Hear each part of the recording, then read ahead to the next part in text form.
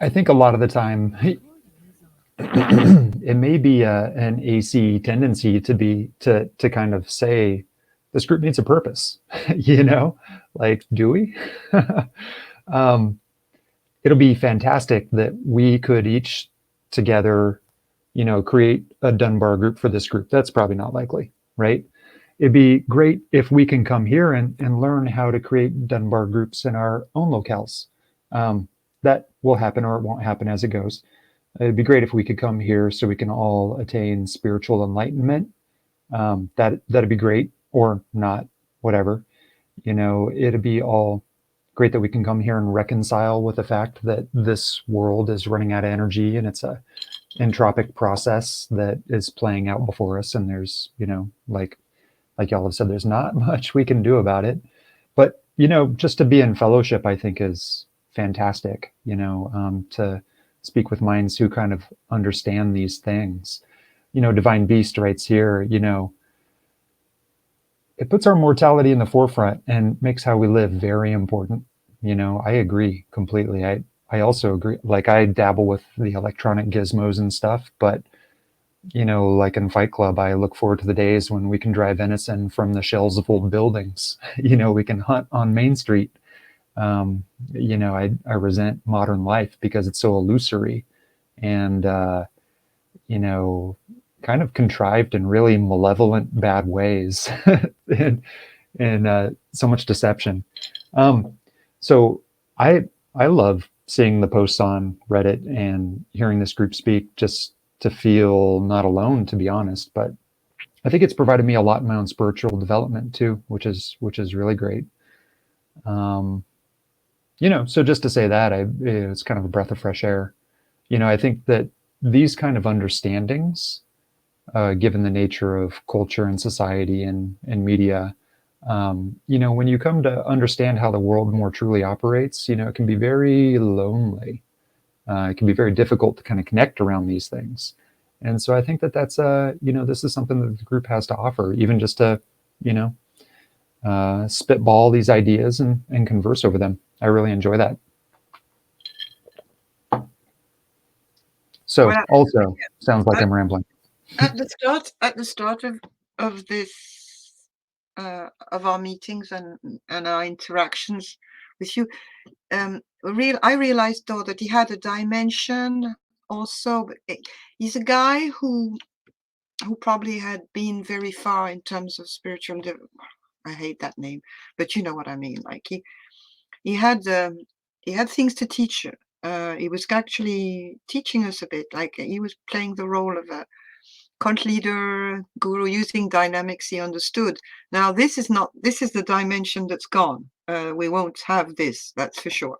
But yes, as you say, we can still use this platform because we are in times where it's good to talk to people who understand. And anybody who has started to be aware of collapse in the last 10, 15 years, like I have, when you've looked around you, it's the landscape is absolutely horrible. Like most people who need to talk about that, they either talking because meeting because they want to, I don't know, they're dealing with trauma and personal issues and everything, mixing it all up, or it becomes a kind of a psychotherapy thing, or some other ones are just political, some other ones are just, I don't know. But this is the only place where I felt okay, this resonates. I'm okay here. And we're all completely different. We're different countries, different ages, different backgrounds, everything. We have nothing really in common, none of us. But it seems like we're in tune, so we can use this as much as we need, and we have established certain personal contacts with emails and different things, so we can develop different ideas, sharing ideas of books, of movies, and different things. And it has a lot of different reasons. So yes, lately I've been, because it's nice that we don't have them too often, because it was a lot to attend. At one stage, we were having 2 meetings a day. Like there was Eastern and Western. That was a lot, and then it started to reduce. Now our frequency. Oh yeah. By the way, I wanted to tell you before I forget that I was um, we were talking, was it at a last meeting or in a private conversation about info energy and what the subject of the woo that Hugh was starting to develop when he left us. And I contacted one of the people who were interested in that, and he said that he would probably be a presenter in September on the subject uh, of info energy, but more to the level um, where the metaphor and reality can't be separated in terms of the flippening. So I think we want to go, he's going to go deep into that. And I don't know if you're interested, but I'll put it up on the sub. And it really goes a bit over my head, to be honest, all these things, but I'm very interested in it. So I need to learn more about it. And so he will probably be able to talk to us. He's too busy at the moment outdoors, like a lot of people are in the summer.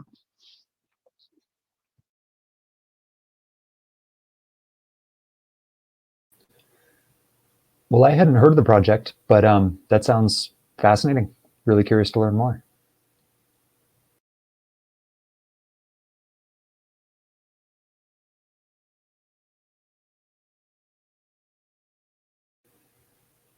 Well, the flippening is the manifesto and the flippening were just really starting to be developed between us.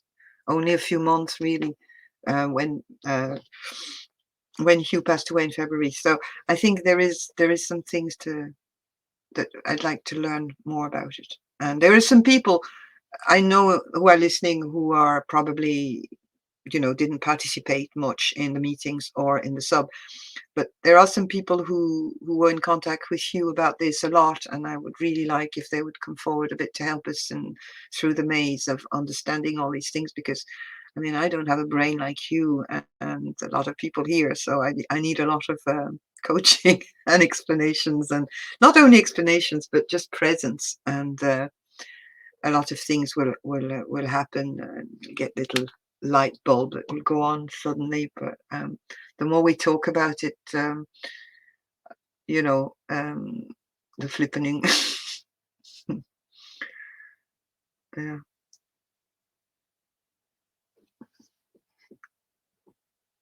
Anybody wants to say something about the manifesto, the flippening?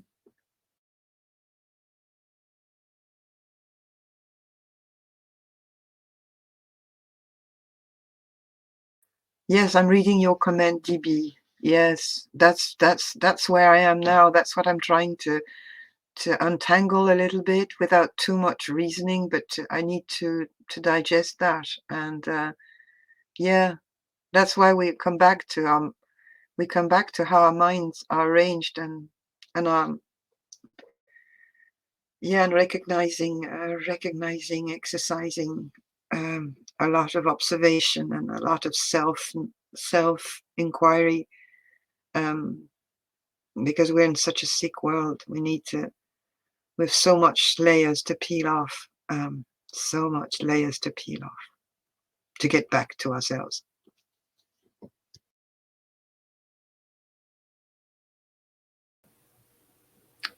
Yeah, it's incredible to me just to, you know, um, through my study in science to kind of try to learn occult knowledge that way, then my study in politics to try to learn occult knowledge that way, then in media to try to find all these hidden realities. So many layers. And then just to think that's how we get back to zero, when people in prehistory may have built up from there in a more healthy and good way. Um, but I wanted to ask Divine, I love this comment. Um, but I was curious to hear more. Something I don't understand is that all the fates play their role. Um, I that's intriguing, and I'm not sure I understand it. So curious if you had more to say there. I think he's referring to the fates as mythological fates, what we call the fates, which were also beings, spiritual beings in Greek mythology. Um, I wouldn't be really qualified to to develop this. Hmm. Yeah, Nick's hold the threads of the fate. The play, we're in this play. Mm. The great interaction, clash Yeah, of all yes. these different motives and forces. Yeah. Mm. If you are listening to the early videos of you, and you go through the meetings we've had afterwards, you will see a lot of references to Greek and Egypt mythology and to old human myths, and they are very important. And I think that it's I think it's very important to go back to this. Yes, in Indra's net, our minds are nodes on Mhm. the net, refracting off each other infinitely. Yeah, like raindrops on spider webs. Yeah, yeah, the nodes. Absolutely.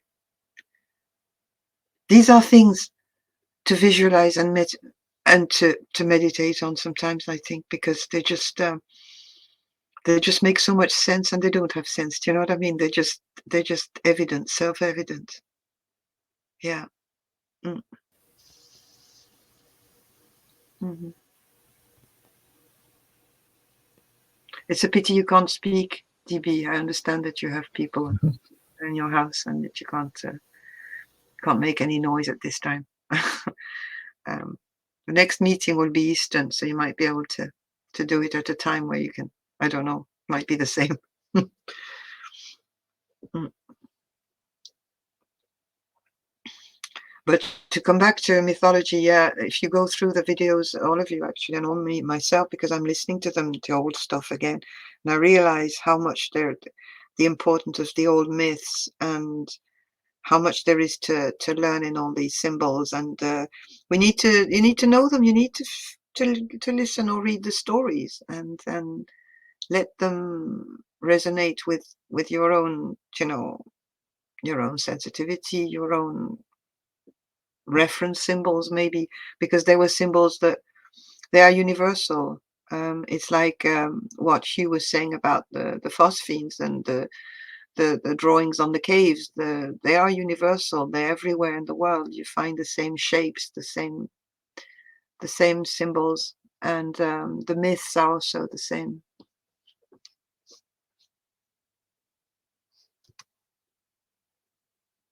I'm looking at what you posted.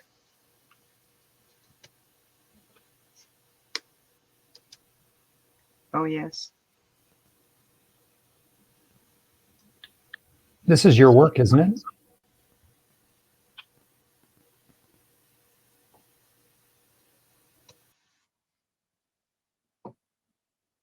Very nice. Mm.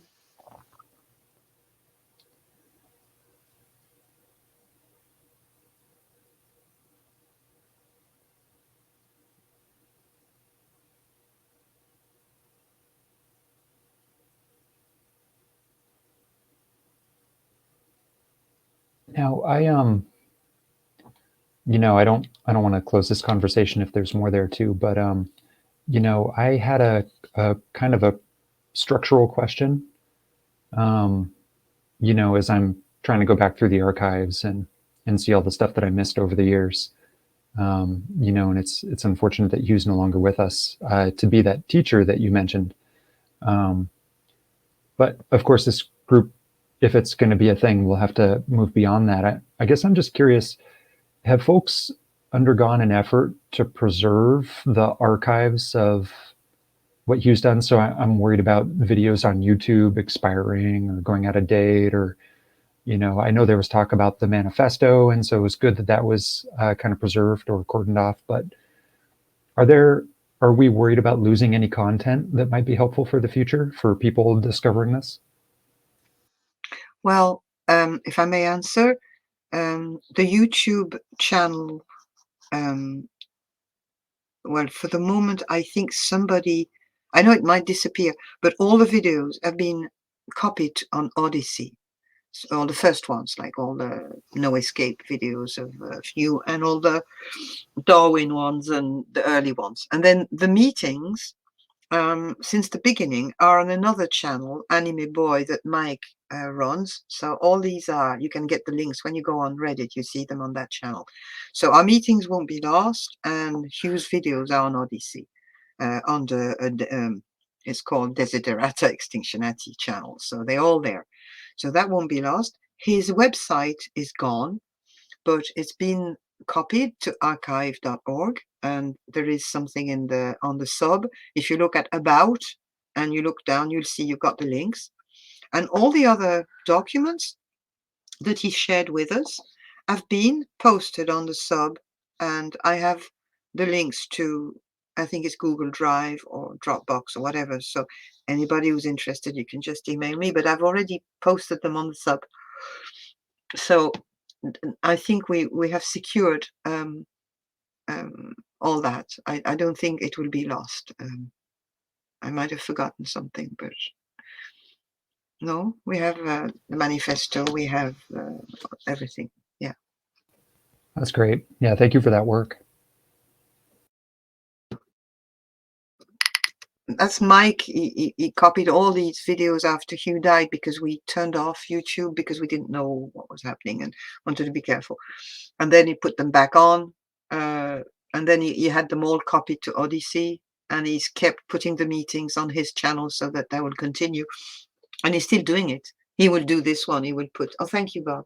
Yeah, he will put this one too. He will keep, actually, Mike at the moment is traveling, and he's got family things, so he can't participate in the meetings, but he's in the background and he's uploading the meetings and keeping in touch.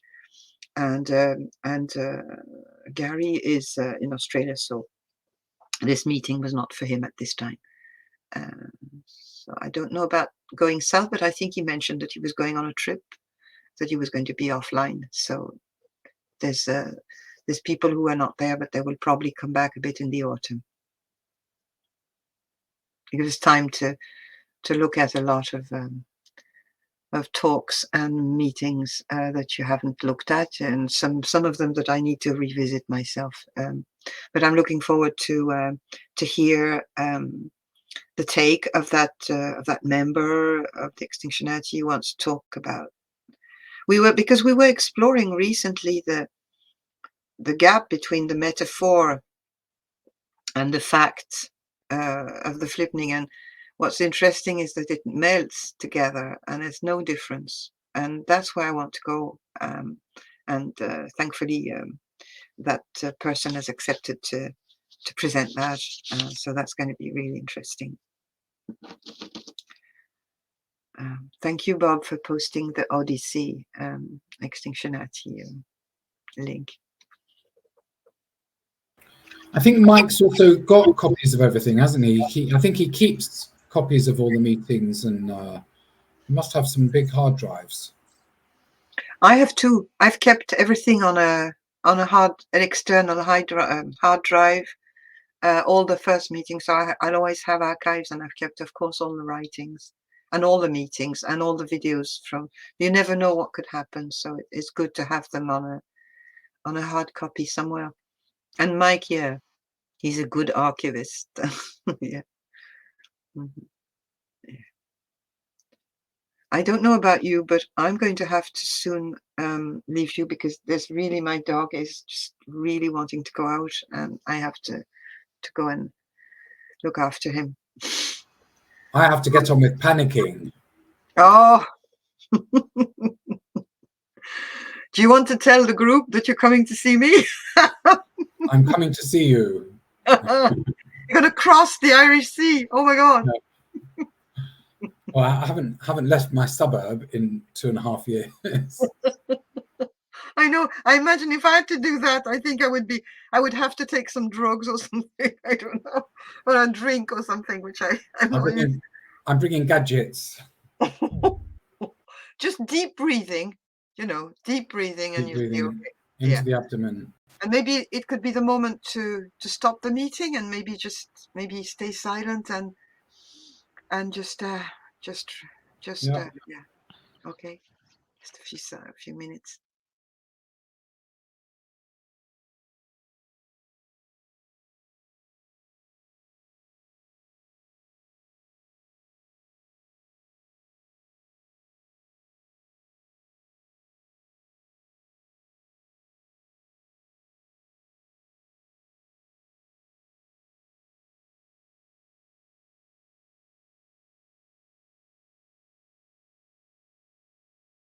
Okay.